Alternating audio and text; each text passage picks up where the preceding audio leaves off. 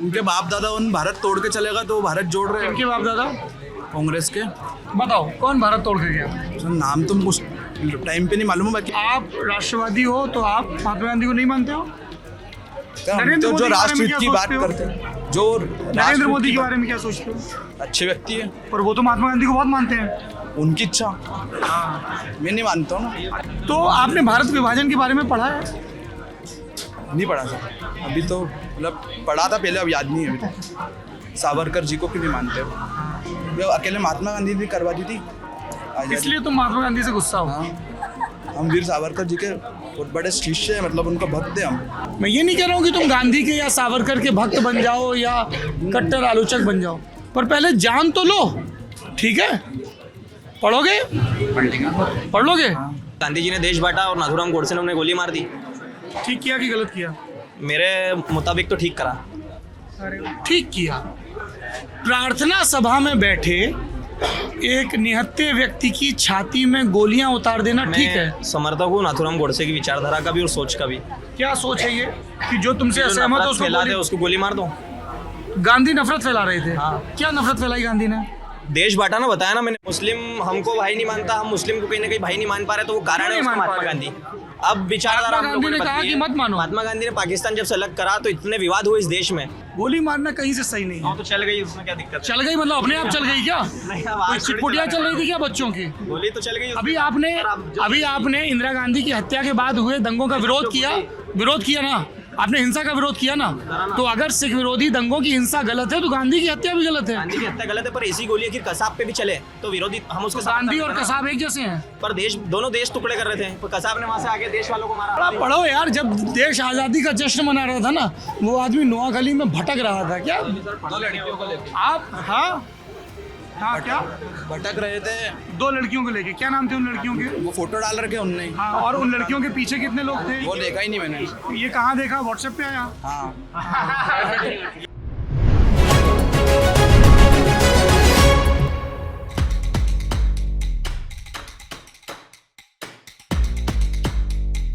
नमस्ते, मेरा नाम सौरभ है। ये लल्लू की चुनाव यात्रा है। हम इस वक्त इंदौर में हैं। इंदौर की यूनिवर्सिटी देवी अहिल्या के नाम पे है यूनिवर्सिटी, और उसकी ये कैंटीन है जहाँ आपके नमकीन, छाछ, लस्सी मिल रही है। नीचे 2 मोबाइल नंबर भी लिखे हुए हैं।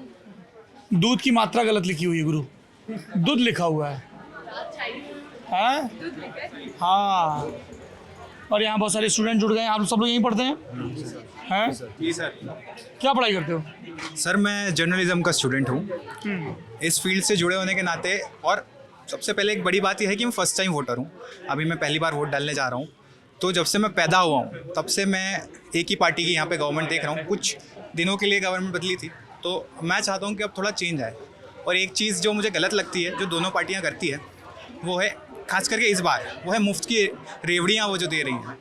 जैसे कि जो गवर्नमेंट है भाजपा की, वो लाडली बहना योजना दे रही है। भाई कांग्रेस जो है वो नारी सम्मान योजना दे रही है अगर जीतती है तो ये चीज़ गलत है। मुफ्त की रेवड़ियाँ जो दे रहे हैं, क्योंकि कर्ज लेना पड़ रहा है पार्टियों को, और फिर वो ले दे के जनता के ऊपर ही आएगा। तो ये चीज़ मुझे गलत लगती है। जी, क्या नाम है आपका? मेरा नाम तेजस जोशी है। मैं बीकॉम का छात्र हूँ, IIPS कॉलेज DAVV से ही हूँ। सर मेरा मेन मुद्दे वोटिंग के इस बार रहेंगे महंगाई, बेरोज़गारी और भ्रष्टाचार। पटवारी भर्ती घोटाला देखा, पूरे देश ने देखा है। दूसरी चीज़ महंगाई, जब पेट्रोल की कीमत इंटरनेशनल मार्केट में $130 पर बैरल थी, तब पेट्रोल काफ़ी सस्ता मिल रहा था। और आज जब जयशंकर जी दावा कर रहे हैं कि हम रशिया से $60, करीब $60 पर बैरल में पेट्रोल खरीद रहे हैं, कच्चा तेल खरीद रहे हैं, और पेट्रोल की कीमत आज के समय में इंदौर में करीब $110 है।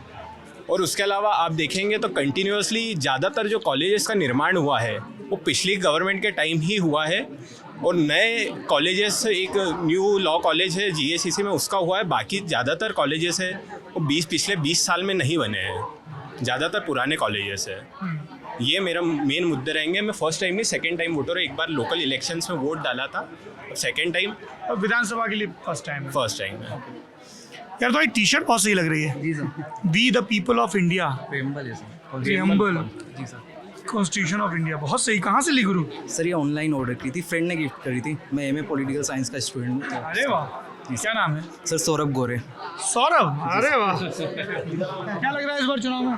सर इस बार मुझे लग रहा है कि बहुत बदलाव आने की संभावना लग रही है, क्योंकि 15 साल से बीजेपी रूल में है, तो कहीं ना कहीं लोग अब उससे उब चुके हैं। और थोड़ा जैसे एज ए स्टूडेंट बहुत सारी जो एग्ज़ाम्स हैं घोटालों में उलझी हुई हैं। MPPSC में 2019 का स्टूडेंट हूँ, मैंने प्री दे दिया है, मेंस दे दिया, इंटरव्यू दे दिया, और 19 सुन के हम देख सकते हैं कि 23 चल रहा है सर। तो कहीं ना कहीं अभी तक 5 साल में एक भी SDM एक भी DSP की भर्ती नहीं हुई है। PSC के एग्ज़ाम में लेट लतीफ़ी, पटवारी की भर्ती में गड़बड़ी, ये एक बड़ी चीज़ है। और जैसा इन्होंने कहा जी सर, कि नहीं, इन्होंने कहा कि नए कॉलेजेस नहीं बने हैं, रोज़गार एक बड़ा मसला। जी, क्या नाम है आपका? अनुश्री करंकार। Anushree, yes sir. तुम भी फर्स्ट टाइम वोटर हो तुम सब लोग? Yes sir. अच्छा, क्या इशू है तुम्हें? मुद्दा नंबर 1 वुमेन सेफ्टी। जिस तरीके से देखा जाता है MP में सबसे ज़्यादा वुमेन सेफ्टी है, और सेकंड ये है कि एमपी में सबसे ज़्यादा वुमेन सेफ्टी है? नहीं, शेड्यूल ट्राइब और शेड्यूल कास्ट वाला मुद्दा जो है वो ज़्यादा देखने को मिलता है। अभी बीच में एक आया था, बड़ा फेमस था कि किसी BJP के विधायक ने किसी SC या ST के व्यक्ति पर पेशाब कर दिया था, और ऐसे केस एक नहीं बहुत सारे देखने को मिलते हैं। तो आई थिंक ये वाला मुद्दा एक होना चाहिए।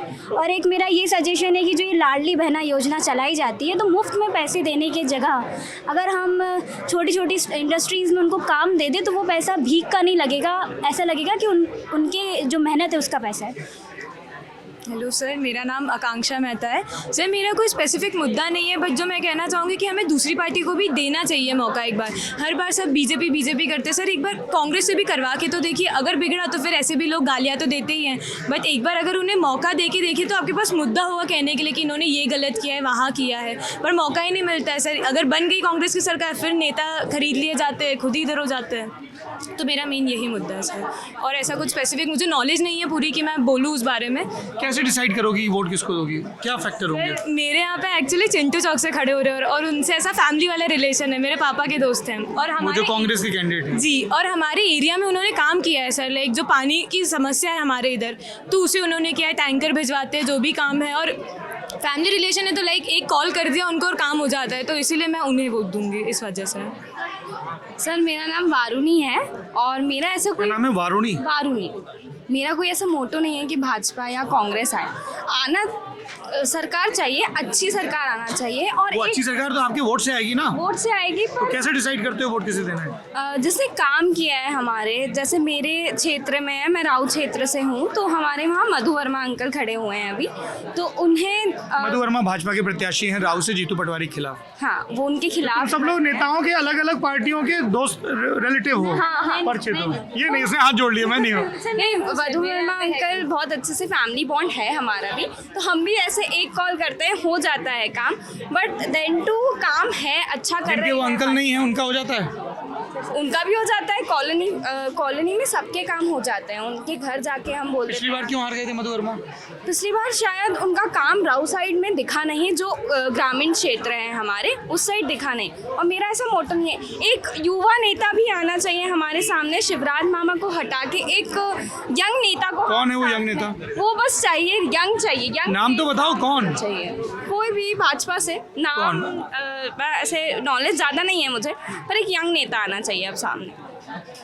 भाजपा भी है, पर यंग नेता सामने है। सर मेरा मेन इशू MPPSC जो एग्ज़ाम की भर्ती नहीं निकालती, MPSI का भी बहुत टाइम हो गया, अभी तक कोई भर्ती नहीं आई है। MPPSC जैसे ही चुनाव सर पे आए, वैसे ही MPPSC का एग्ज़ाम उन्होंने कंडक्ट करा दिया, लेकिन उसके बाद भी श्योरिटी नहीं है। और दूसरी तरफ जैसा कि आपका एक इंटरव्यू भी था, आपने जो पटवारी की एग्ज़ाम हुई थी, उन जिनका सिलेक्शन हुआ था उनका इंटरव्यू भी लिया था। हमारे साथी विकास वर्मा ने कवर किया था। इससे ये पता चलता है कि बहुत ज़्यादा घोटाला होता है इस चीज़ को लेके। और सर मुझे लगता है कि लोगों को बदलाव की ज़रूरत है। जैसे संजय शुक्ला जो विधानसभा एक नंबर सीट से कांग्रेस के सिटिंग विधायक हैं जी, उन्होंने बहुत ज़्यादा काम किए हैं। वो लोगों में जनसंपर्क बहुत ज़्यादा करते हैं, किसी की भी शादी होती है तो आगे से जाते हैं, सबका पूरी जिम्मेदारी लेते हैं। और सर उनको एक भी फ़ोन कर दीजिए, चाहे आपकी पहचान हो या नहीं हो, आपका कोई भी कार्य होता है वो जल्दी से जल्दी उस कार्य को पूर्ण करते हैं। हाँ जी, नमस्ते, क्या नाम है आपका? देविका। क्या करती हो देविका? मैं मास्टर्स कर रही हूँ इंग्लिश लिटरेचर में, और मेरा ऐसा मानना है कि जो राष्ट्रहित में काम करे वो पार्टी आनी चाहिए, बिकॉज जो कौन काम करता है राष्ट्रहित में, कौन नहीं करता है? कौन नहीं करते, तो कांग्रेस देखा जाए तो बहुत अपोजिट चलती है, तो मेरे हिसाब से तो कैसे, बीजेपी। जरा उदाहरण समझाइए। जैसे अभी JNU और BHU पे जो नारे लग रहे हैं उसको भी सपोर्ट काफ़ी मिल रहा है कांग्रेस का। क्या नारे लग रहे हैं JNU पीछे? भारत तेरे टुकड़े होंगे करके, तो हम भारत को जोड़ने की कहीं ना कहीं सपोर्ट कर रहे हैं और वो ऐसे दे रहे हैं, तो ये नारे कांग्रेस लगा रही है। सपोर्ट तो कर रही है ना। वही कांग्रेस थी जो भारत जोड़ो यात्रा निकाल के इधर उधर घूम बीजेपी रही हमेशा हिंदुत्व में विश्वास करती है, जबकि कांग्रेस हिंदू और मुस्लिम दोनों को लेके चलती है। सर ऐसा उनके बाप दादा उन भारत तोड़ के चलेगा तो वो भारत जोड़ रहे हैं। इनके बाप दादा कांग्रेस के कांग्रेस के बाप दादा भारत तोड़ चले, कौन? नाम तो सर क्या मतलब, वो उनको भारत जोड़ने की इसलिए ज़रूरत पड़ रही है क्योंकि उनके जो पहले के जो कार्यकर्ता थे और कुछ पदाधिकारी थे वो भारत। कौन? नाम क्या है आपका? राज उपाध्याय। बताओ कौन भारत तोड़ के गया? सर नाम तो उस टाइम पे नहीं मालूम है, बाकी अरे अभी तुम बड़े यकीन से कह रहे हो ना कि वो यकीन तोड़ से के चले गए। तोड़े इसलिए सर जोड़ने की जरूरत पड़ी। राष्ट्र हित में बात नहीं करते थे, भारत के टुकड़े उनकी किसने किया? कांग्रेस ने सर। कौन?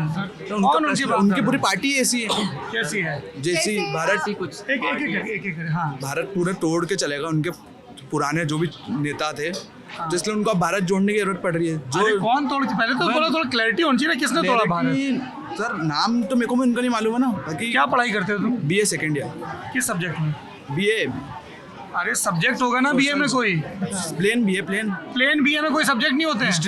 History geography. हिस्ट्री के आगे आओ तुम नौजवान, बहुत बढ़िया। आगे आओ आगे आओ आगे आओ आगे आओ। क्या बोल रहे हो? महात्मा गांधी बोल रहे हो कान में? कान में महात्मा गांधी बोल रहे? नहीं मैंने सुना। आप दे रहे रिप्लाई। नहीं उन पे तो जाएंगे, पर पहले आप। हाँ। तो कौन तोड़ के गया भारत?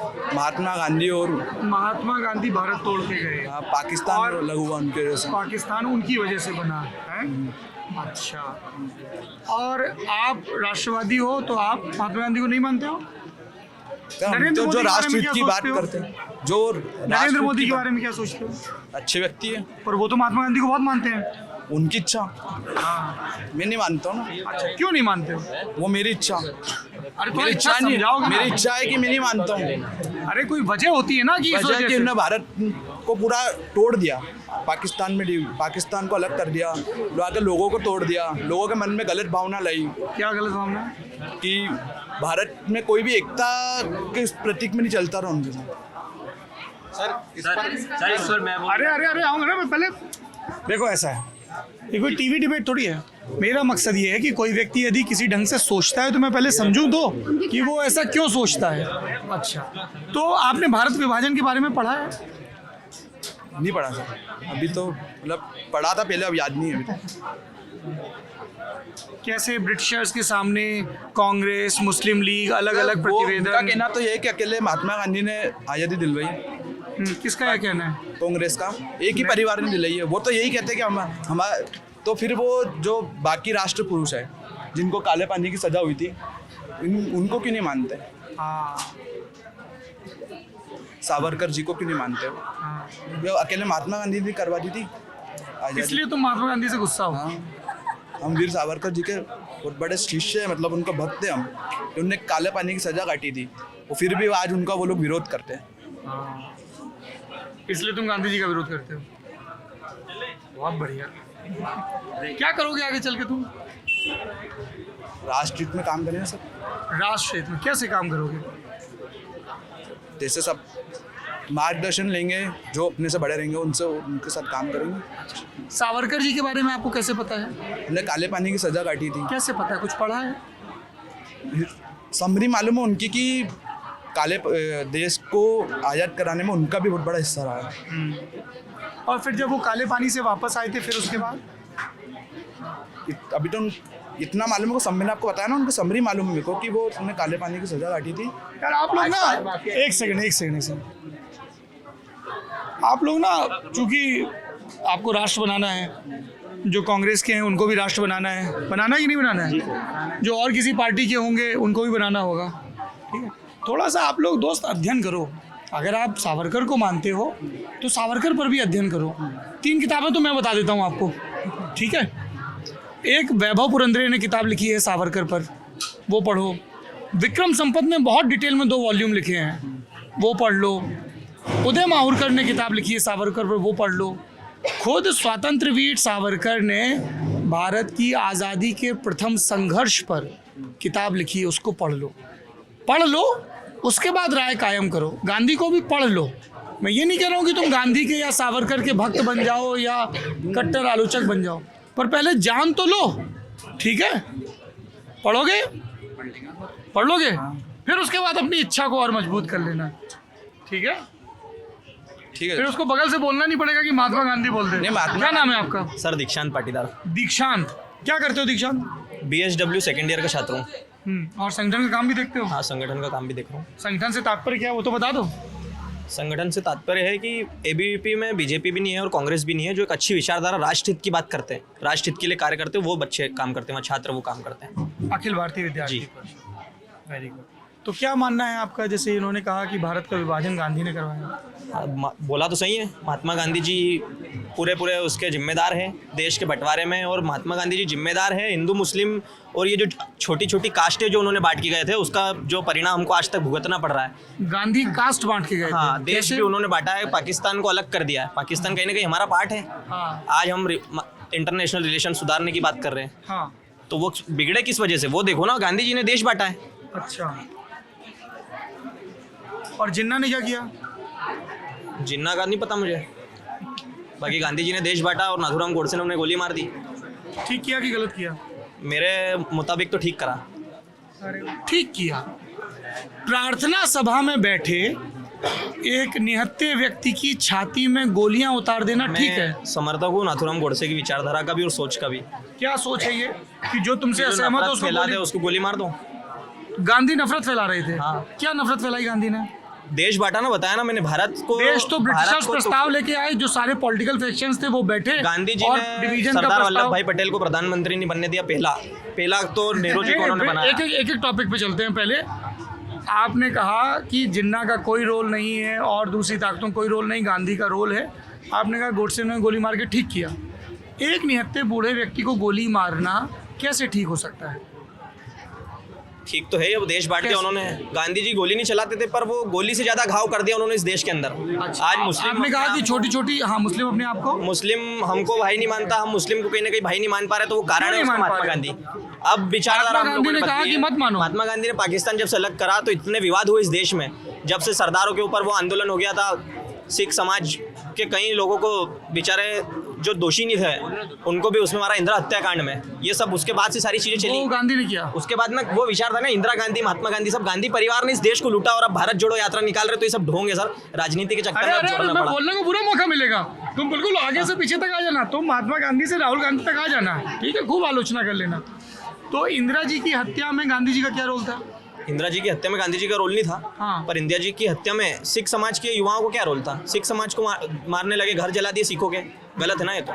हाँ, तो ये किसने कहा कि सिख विरोधी दंगे सही है? सिख विरोधी दंगे सही कहाँ है?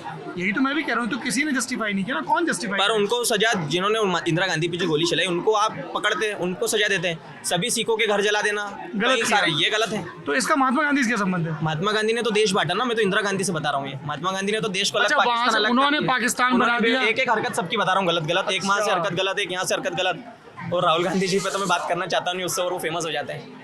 उससे फेमस हो जाते हैं। क्या पढ़ाई करते हो आप? बैचलर इन सोशल वर्क कर रहा हूँ। आगे क्या करोगे? पॉलिटिक्स। बहुत बढ़िया, शाबाश। हाँ सर, पहली बात जैसे भाई ने बताया, ABVP की ऐसी कोई विचारधारा नहीं है।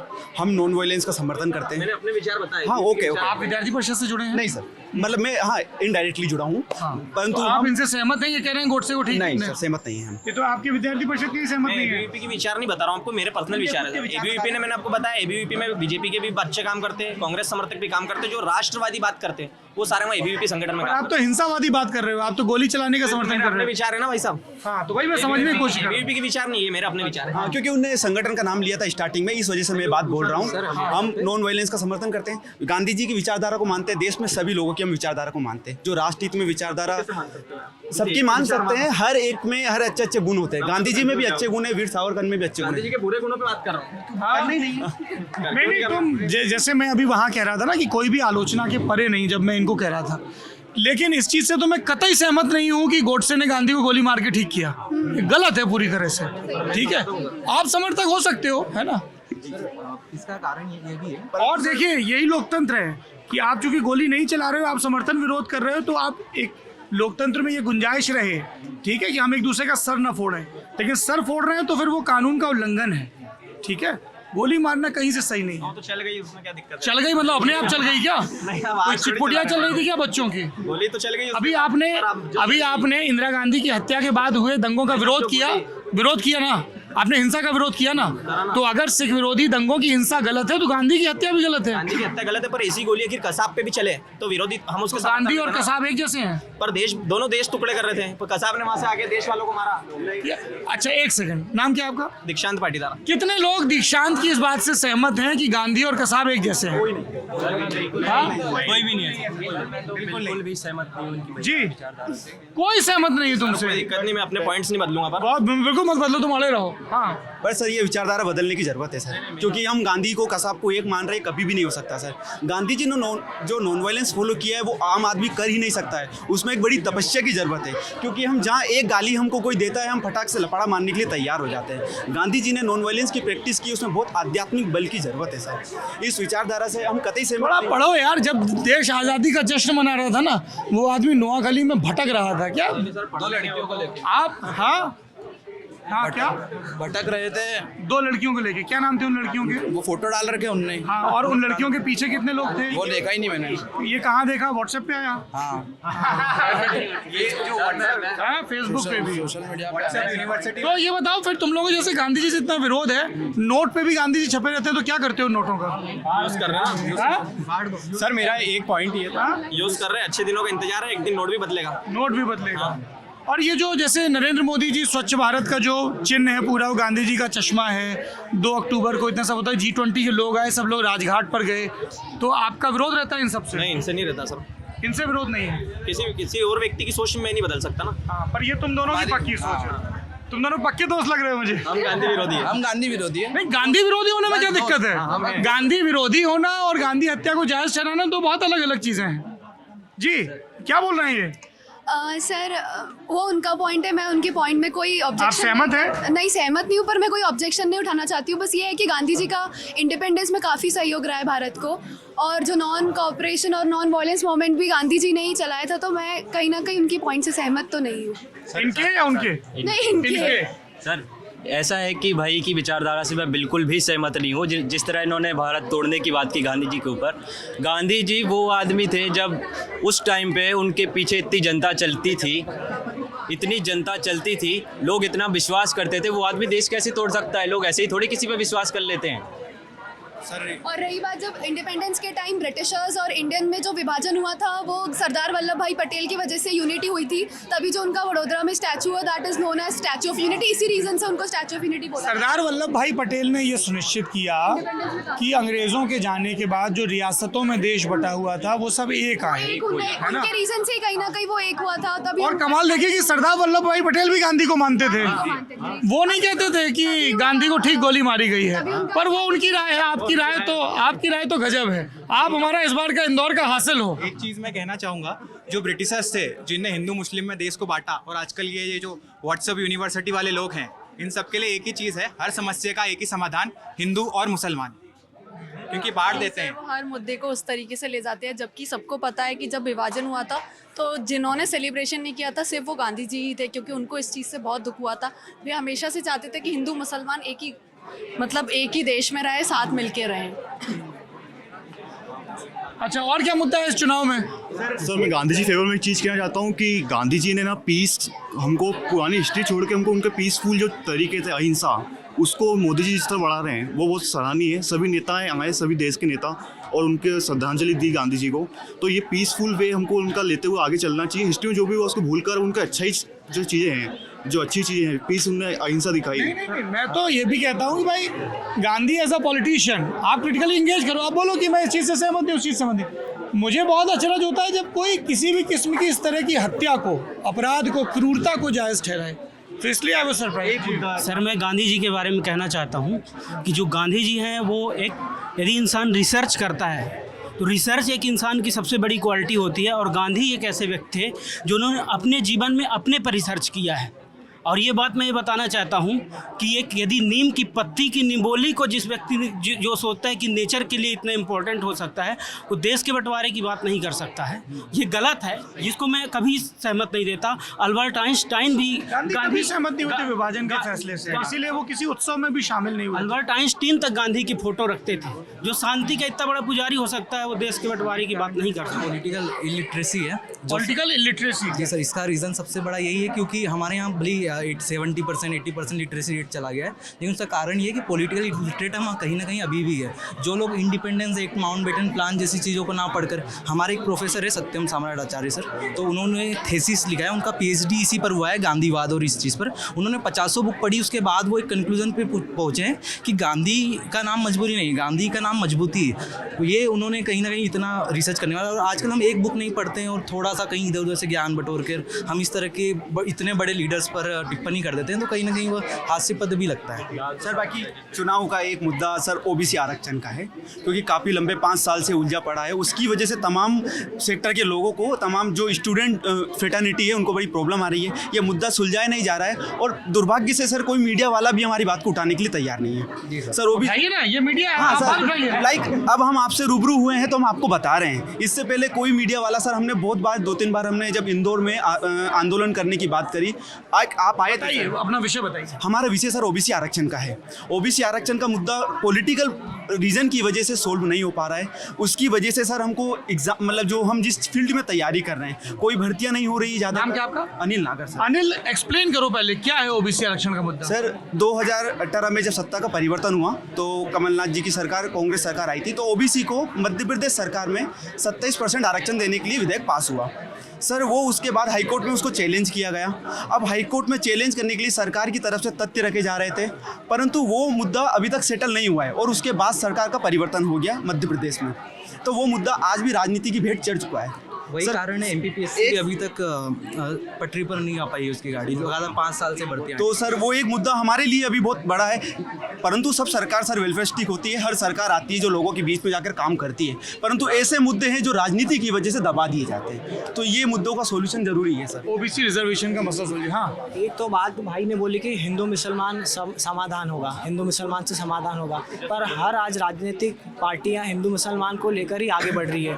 उसने तो उसी पर तंज कसा। ये कहा था कि सर अभी हम देख रहे हैं कि राम मंदिर भी MP के चुनाव में एंट्री कर रहा है, तो राम मंदिर तो है वो सबका है, मतलब राजीव गांधी उसको लेके आए थे उस पे, और ये कोर्ट का फैसला है, तो इस पर मेरे ख्याल से राजनीति नहीं करना चाहिए, क्योंकि ये कोर्ट का फैसला है राम मंदिर बनने का। हम यहाँ पर भी देख रहे हैं राम भगवान के खिलाफ 500 सालों से हमारे भगवान तंबू में रह रहे थे, जब किसी को वो नहीं था। आज बोलते हैं कि राम मंदिर का मुद्दा इतना बड़ा मुद्दा क्यों बना रहे हो? 500 सालों से जिसने हमें जन्म दिया, जो हमारे आराध्य है, वो तंबू में रह रहे हैं, तो आज हम उनका जश्न मना रहे हैं, उनके आराध्य देव का कुछ मनाएंगे, तो इसमें दिक्कत क्या है किसी को? और एक और ये बोलते हैं कि मंदिर किसी को खाने के लिए नहीं देता, तो टेम्पल इकोनॉमी करके आप सर्च करना गूगल पे, 2014-16 का रिकॉर्ड आएगा, कम से कम 3 से 3.5 लाख करोड़ की टेम्पल इकोनॉमी है। और आज भी देखोगे तो जो कॉरिडोर बने, महाकाल कॉरिडोर हो गया, आपस में लड़ो, मैं चला जाऊँ फिर लड़े ना, भाई की बात सुन। महाकाल कॉरिडोर बन रहा है, तो इससे क्या टूरिज्म भी डेवलप हो रहा है और जो टेम्पल इकोनॉमी है वो रिवाइव हो रही है। आप जैसे कि मेले हाट जो हमारे पुराने ज़माने से लगते आ रहे हैं, तो ये क्यों होता है? किसी गांव की और किसी प्रदेश की टेम्पल इकोनॉमी को रिवाइव किया जा सके। अभी आपको सुनने में आएगा बागेश्वर धाम जी की एक कथा हुई थी, यहाँ पे एक गांव में 3 से 4 दिनों में 25 करोड़ का कारोबार हो चुका है। तो उस गांव की इकोनॉमी को रिवाइव करने के लिए ये पुराने ज़माने से चलते आ रहा है हमारे यहाँ। तो ये जो बोलते हैं कि मंदिर खाने को नहीं देता, मंदिर बेरोजगारी नहीं देती है, तो ये सब बहुत सारे महाकाल लोग का ये बोल रहे हैं, लेकिन हमने देखा कि उसमें भी घोटाला हुआ था। जरा सी आंधी हवा आई तो मूर्तियाँ वहाँ टूट गई, और ये इस पर राजनीति करते ही हमने देखा जो 15 महीने की कांग्रेस गवर्नमेंट आई थी, उस दौरान वो बिल, मतलब वो पास हुआ था वहाँ पर कार्य का, जो महाकाल लोग है उसका, कमलनाथ सरकार। जो लोग राम को ही काल्पनिक बता रहे थे, महाकाल लोक पे क्या? महाकाल लोक में मूर्तियाँ टूटी, सबकी विश्वास थे, क्योंकि वो आंधी, आप शायद मध्य प्रदेश में थे या नहीं थे, वो आंधी ऐसी थी कि उसमें बड़े बड़ों के घर उड़ गए थे। ठीक है, उसमें घोटाला हुआ होगा, मानने में आया उसमें बहुत घोटाला हुआ होगा, पर जो दूसरे कार्य हो रहे उसमें क्या हुआ? या राम मंदिर बन रहा है, कुछ घोटाला हुआ है उसमें? क्या है जो कॉरिडोर ना हो, इस वजह से वो पत्थर की मूर्तियाँ नहीं थी, वो और दूसरी मूर्तियाँ थी। जब तक वो पत्थर की मूर्तियाँ कंप्लीट होती, उनको रिप्लेस करके वहाँ पर पत्थर की मूर्तियाँ रखाना था। अच्छा बताइए, कितने लोग किसान परिवार से जुड़े हुए हैं? किसान, क्या मुद्दे हैं किसान परिवारों के? किसानों के मेन मुद्दे हैं जो किसानों की जो फसलें बर्बाद होती है तो फसलों में जो बीमा मिलना चाहिए वो सरकार तो उस पर हाँ कर देती है, बीमा मिलेगा, लेकिन बीमा कंपनियां कहीं ना कहीं पीछे कदम हटा लेती है। बीमा कंपनियां कई बार बहाना बना देती है कि फसल आपकी पूरी बर्बाद नहीं हुई है, 30% 40% कहीं बहाना देकर और सरकार को भी उलझा देती है। सरकार आज भी कोशिश कर रही है, सरकार ने भी कई बार ऐसा कहा है कि बीमा कंपनियों को हमने 4 से 5 बार बोल दिया है। जैसे अभी 2018 में खातेगांव गन्नौद से लेकर और होशंगाबाद तक सोयाबीन की फसल पूरी बर्बाद हो चुकी थी। उसमें सर्वेक्षण भी हुआ था। सर्वेक्षण होने के बाद बीमा कंपनी ने बोला था कि 3 महीने के अंदर बीमा डालेंगे। सरकार की तरफ से जो प्रीमियम जो जाना चाहिए वो प्रीमियम चला गया, लेकिन बीमा कंपनी बीमा नहीं डालती है, तो इस पर सरकार को कुछ ना कुछ फसल बीमा को लेकर बहुत शिकायतें, फसल बीमा को लेकर जो पोलिंग बीजेपी आ रही है वहाँ पर कांग्रेस ने बीमा नहीं दिया है। मतलब जिस जगह पर एमएलए अपना कांग्रेस का है और गवर्नमेंट अपनी एमपी में बीजेपी की है, तो वहाँ उस एरिया में बीमा नहीं पहुंचता सर, वहाँ डेवलपमेंट नहीं होता। कांग्रेस के ये उल्टा बता रहे हैं, आप उल्टा। मैं 1.5 साल का टेन्योर बता रहा हूँ आपको। जब उस 1.5 साल के टेन्योर में जहाँ पर कांग्रेस अपनी पोलिंग आ रही है वहाँ पर उन्होंने बीमा नहीं दिया है, या दिया है तो कुछ भी उन्होंने लेट किया या डिले किया, उन्होंने काफ़ी परेशान किया है। फिर उसके बाद गवर्नमेंट रिप्लेस हो गई थी और शिवराज सरकार ने वो पेमेंट किया था। सर एक और यूरिया खाद है, फर्टिलाइजर्स में डीएपी वेपी में इतना घोटाला होता है। 267 रुपीज़ एमआरपी रहती है, लेकिन वो मार्केट में 400 500 600 तक बिकता है सर, क्योंकि उसका ब्लैक मार्केट किया जाता है, उसको स्टॉक किया जाता है, जिस टाइम उसको प्रोवाइड करना है उसको प्रोवाइड नहीं करते हैं, फिर उसको ब्लैक मार्केट में बेचते हैं। सर एक कॉन्सेप्ट आया था नीम लेपित वाला, उसमें क्या होता है कि यूरिया खराब हो जाता है, 3-4 महीने में ज़्यादा स्टोर नहीं कर सकते, फिर भी कालाबाजारी रुकी नहीं। उसका रीज़न ये है कि 1 बीघे में डलता है 2-3 बोरी, लेकिन प्रोड्यूस होता है वो एक ही बोरी होता है, तो वो कमी तो आएगी सर। लिक्विड फर्टिलाइजर आ गया है आजकल। लोगों को किसानों को ये समझना चाहिए कि जो सरकारें साइंटिफिक तरीके से जो एग्रीकल्चर में कुछ लाने का कर रही है, जैसे कि फर्टिलाइजर भी आजकल लिक्विड आ गया है। किसान 1 बोरी लेके जाता है वहाँ से कंट्रोल में से, 1 बोरी खेत में लेके जाएगा और 1 लीटर की बोतल लेके जाएगा, उसमें बहुत फ़ायदा है। पर आजकल जो किसान ड्रिप इरिगेशन कर रहा है उसमें बाकायदा यूरिया चला रहा है, वो लिक्विड वाला। तो ये सोचना चाहिए, नौजवान खड़े हैं यहाँ पे, युवा खड़े हैं, कृपया कुछ करके खेती में भी साइंटिफिक खेती करें तो उससे अच्छा फायदा मिलेगा। भैया गवर्नमेंट ने अपना एक अलग रेशियो सेट कर रखा है कि आप इतने में एनपीके यूज़ करिए। किसान जो है, हम खुद किसान है, बट हम थोड़े से लालच के लिए उस चीज़ को ज़्यादा यूज़ करते हैं और ये लोग बोलते हैं कि शॉर्टेज पड़ गई है, तो वो हमारी खुद की गलती है। अगर हम लोग उस चीज़ को सुधारेंगे नहीं तो आने टाइम में शॉर्टेज होने और सब लोगों की गलती, सरकार कोई गलती नहीं है। इसके लिए अपन खुद इन्वॉल्व हैं, आप लोग खुद कर रहे हैं। और दूसरी चीज़ ये कि अपन ज़्यादा मात्रा में अगर फर्टिलाइजर्स यूज़ करते हैं, सॉइल उस चीज़ को आगे टाइम के बाद वो फर्टाइल नहीं हो पाएगी। इसके लिए गवर्नमेंट ने भी अपना एक रेशियो सेट कर रखा है। आप जो बोल रहे हैं प्राइस बढ़ गई है, उसका रीज़न ये है ताकि आपका भला हो सके, ताकि आपकी सॉइल लंबे टाइम तक फर्टाइल रह सके। पंजाब इसका उदाहरण है। जो रेशियो हमारे यहाँ पे यूरिया में एनपीके का, वो पंजाब में कम से कम 3 गुना है। इसलिए उर्वरक आसानी से उपलब्ध नहीं कराई जा रही ताकि पंजाब जैसा हाल ना हो। उर्वरक क्यों नहीं आसानी से उपलब्ध हो रही है? वो काला बाजारी की बात कर रहे हैं। अरे सर आप ये ब्लैक मार्केटिंग की बात कर रहे हैं। मेरे गाँव, मेरे भी 12 बीघा खेती है मेरे यहाँ भी। क्या नाम है आपका? चारुल पाटीदार। आप इतने नाराज क्यों हैं? नहीं, ये बच्चे जो बोल रहे हैं, बच्चे नहीं, 1 सेकंड, बच्चे नहीं, नौजवान हैं। पॉइंट 1। दूसरी बात, जैसे आपकी बात सुनी जा रही है उनकी सुनी जा रही है, आपका अलग अलग पक्ष हो सकता है, तो इसमें उखड़ने की क्या बात है? हाँ सर, स्वामीनाथन आयोग की रिपोर्ट लागू होनी चाहिए। दोनों पार्टियों को मिलकर इस पर एक इनिशिएटिव लेना चाहिए, जिससे और एमएसपी पे पक्का कानून बनना चाहिए कोई सी भी पार्टी। और दूसरी तरफ मैंने पहले बीजेपी भी सवाल उठा, कांग्रेस पे उठा रहा हूँ कि जिस कांग्रेस ने सेपरेट इलेक्टोरेट का विरोध करा, कालेलकर कमीशन का विरोध करा, वो मंडल का भारी तो समर्थन करा, पर अंदर से कहीं ना कहीं विरोध कर रही थी, वो कांग्रेस आज पलटी मार के कास्ट सेंसस का समर्थन कर रही है। कांग्रेस से भी सवाल है मेरा। सर अभी फिलहाल तो एमपी में अच्छे व्यक्ति और अच्छे विचारधारों की राजनीति की ज़रूरत है।